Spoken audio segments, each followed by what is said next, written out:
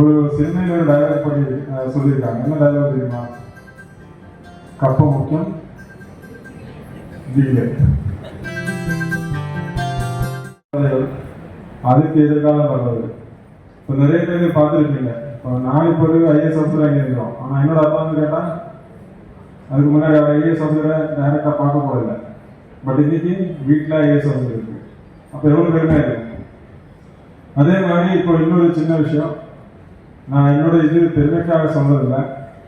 சில பேர் எஸ்எஸ்எல்சி ஃபெயிலாக இருப்பீங்க, ப்ளஸ் டூ ஃபெயிலாக இருப்பீங்க, விடாதீங்க. இந்த ஐஏஎஸ் எக்ஸாமில் யூபிஎஸ்சி எக்ஸாமில் நான் 4 வாட்டி ஃபெயிலாக இருக்கு. 5வது வாட்டி தான் எழுதி கிளியர் பண்ண இருக்குது. ஸோ அந்த 4 வாட்டி ஃபெயிலாகனா ஒவ்வொரு எக்ஸாமுக்கும் வந்து மினிமம் 1 இயர் இருக்கும். உங்களுக்கு தெரியும், யூபிஎஸ்சி எக்ஸாம் ஒரு எக்ஸாம் சைக்கிளே முடியறதுக்கு 1 இயர் ஆகும். ப்ரிலிம்ஸ், மெயின்ஸ், இன்டர்வியூ இந்த சர்க்கிள் முடியறதுக்கு 1 வருஷம் ஆகும்.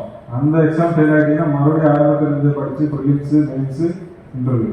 ஸோ இந்த சைக்கிள் முடியறதுக்கு 5 வருஷம் சோல்டாக ஆகிடுச்சு. அதாவது நீங்கள் இன்ஜினியரிங் போனீங்கன்னா 4 வருஷத்துக்குள்ள இன்ஜினியரிங் டிகிரி கிடைக்கும். அந்த இன்ஜினியரிங் முடிச்சு மறுபடியும் வேலைக்கு சேர்ந்து அந்த வேலையை விட்டுட்டு இந்த ப்ரிப்பரேஷன் ஆரம்பிச்சு இந்த ப்ரிப்பரேஷன் 5 வருஷம் கம்ப்ளீட்டாக ப்ரிப்பேர் பண்ணி பாஸ் பண்ணி இங்கே வந்து உங்கள் முன்னாடி நிற்கிறோம். ஸோ முயற்சி விடாதீங்க.